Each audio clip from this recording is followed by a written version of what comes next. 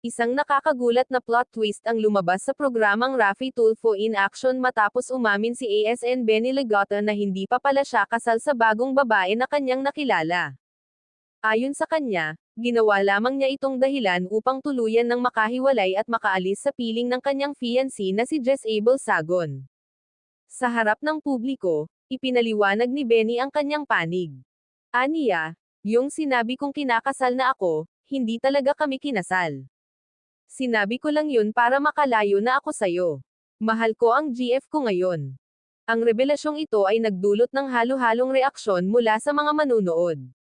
May ilan na nakaunawa sa kanyang desisyon na mag-move on, ngunit marami ang bumatikos sa paggamit ng kasal bilang dahilan upang tapusin ang relasyon, na lalo lamang nagdulot ng kalituhan at sakit.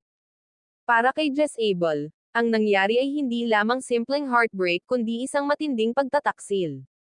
8 taon nilang pinagsamahan ang pagmamahalan, sakripisyo, at pangarap na magtayo ng pamilya. Buong puso niyang sinuportahan ang fiancé sa career at training, mula sa financial assistance hanggang sa moral support, dahil sa pangakong kapag naging stable na ito ay magtatayo sila ng sariling pamilya. Kwento pa ng babae, halos kumpleto na ang kanilang wedding plans.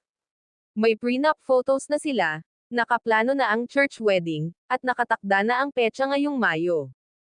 Ngunit biglang nagbago ang lahat nang maging mailap ang fiancé, hindi na sumasagot sa mga tawag at mensahe. Sa tulong ng programa, lumabas ang masakit na katotohanan, ginawa lamang palang dahilan ni Benny ang kasal upang makalayo sa kanya. Dagdag pa sa sakit, inamin umano ng fiancé na pinili niyang pakasalan ang ibang babae dahil nabuntis ito. Para kay Jess Abel, hindi lamang ito tungkol sa nasirang kasal kundi sa sirang tiwala at pangarap.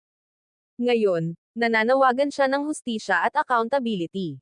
Hiling niya na tanggalin ang fiancé sa kanyang posisyon dahil sa matinding panlilinlang at emosyonal na pang-aabuso na kanyang naranasan. Ang kaso ay muling nagbigay diin sa kahalagahan ng katapatan at pananagutan sa relasyon.